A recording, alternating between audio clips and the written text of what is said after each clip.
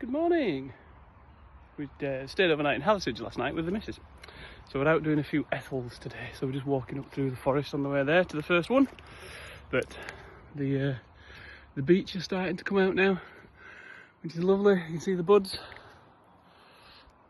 That's fantastic. So up onto the tops, then we're just going to walk along the ridge. Hopefully reenact Keira Knightley in Pride and Prejudice. Stood looking out. Walk to the Stanedge Pole. Robin Hood's cave. So a little bit to see on this one. Just approaching Higger Tor. There's the missus taking her jacket off. We're out the wind now. Some climbers up there. View's amazing.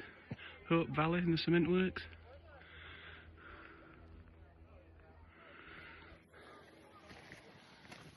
Beautiful.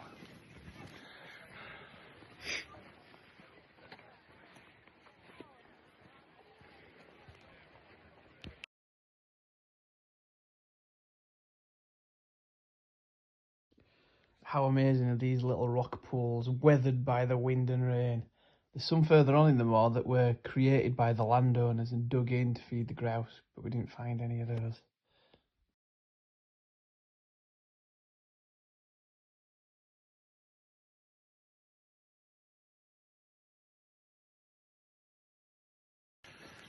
Properly up on Stanedge Edge now, walking on.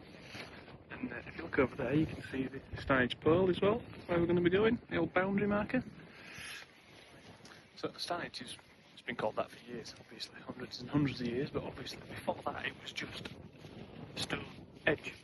And like with anything in Yorkshire, we shorten it down, hence Stanedge.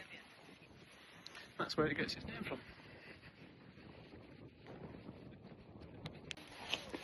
All very peoply, sneaking round to Robin Hood's cave. So, there we go. Got to scramble over here and through that little gap to the balcony.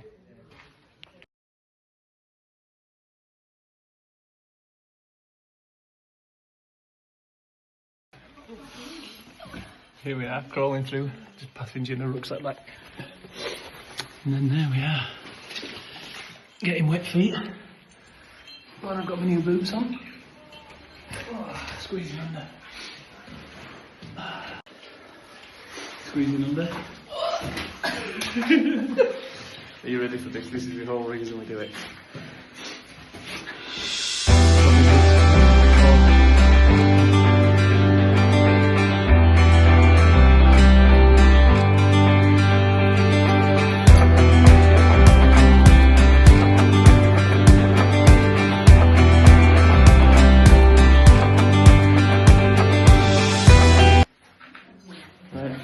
Scrambling back through. You can hear somebody else coming as well.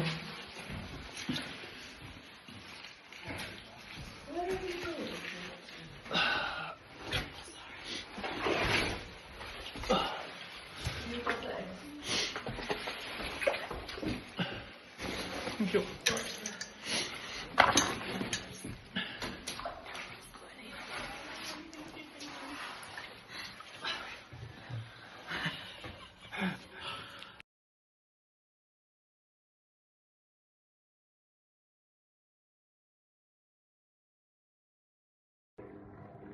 Got a wee helicopter flying overhead, just on his way to the Stanedge Pole now. It's only there. But looking on the Strava heat maps, there was a cut across, so that's what we've just done. So we've just been bog hopping all the way across here. So probably not the best route. I'm glad I've got my new boots on. It's actually quite refreshing to have some dry feet for once when you're walking through this. But yeah, ever so slightly wet. And we're nearly there. We're nearly at the Stanedge Pole. Here we are at the Stanedge Pole. Cool. So it's an old, really old boundary marker from Mercia and Northumberland all that time ago. So erected in the 1500s sort of thing. But what's really cool is it's all covered in graffiti. So you can see this 1631. I think that's IM.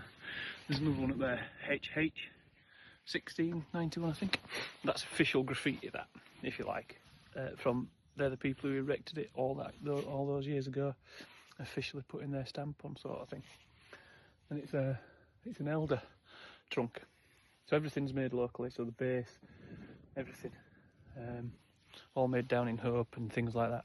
But the elder tree actually came from that forest over there. So they tried to keep it as local as possible. And then the old road, it is an old road, goes all the way down there and across the reservoirs, but they flooded the road now. But the other amazing thing about this road is it's got stoops or mile markers on it, which is incredibly unusual because it was never a turnpike road. And it was actually written in law that only mile markers were allowed on turnpike or toll roads. So the fact that they're on this road is incredibly unusual, and there's some still standing now. And also, just like Stanedge, where it used to be Stanedge, and it's been shortened because we're Yorkshire and that's what we do, stoops are the mile markers. A stoop is a stone pillar or a stone post, and again that just got shortened down to stoop. Yeah, what a place. Sheffield off in the distance, and then we've got the Hope Valley there. But what a place. Imagine coming up here all those years ago.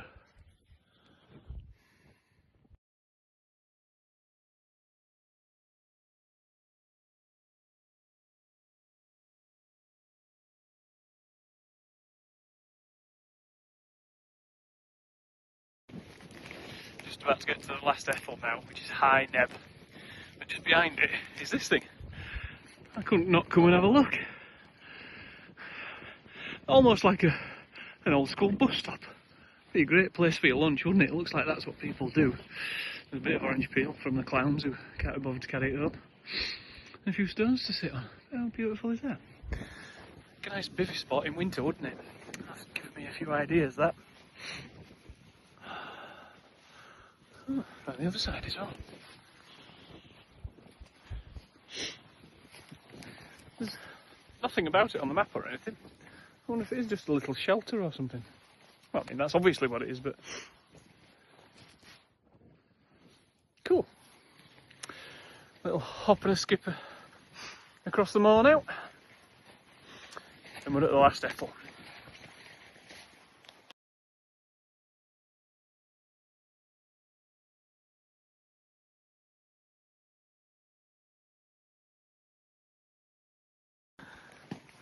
Well, obviously it had to start raining right towards the end. We've only got about a mile or two left. Never mind. Suppose we've got away with it all year. Well, mainly.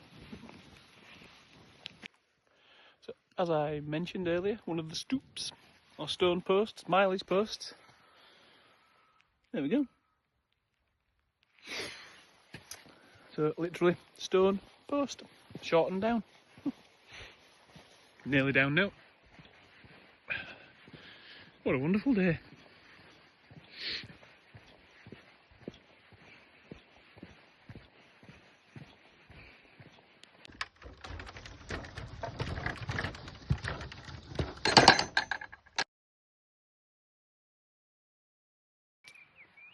Down near the bottom now, only about half a mile from our city, but there's a little hazel catkins coming out.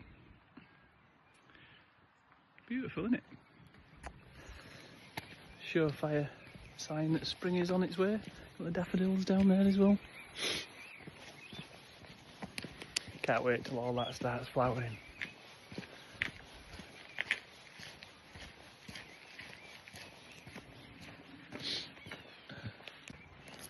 At the end of the walk now, so just coming down past the church up there. Don't know if you can see that. Apparently that's where Little John is buried. Wonderful little walk round. So there's a bit of bird life on the way around. We've got the migrating birds coming in now, so saw a couple, heard, never saw any, but heard a couple of curlews. I'm sure I heard a cuckoo at one point, which I can't imagine there was. We were quite high up, and I can't imagine there was one up there. But yeah, what a lovely day out.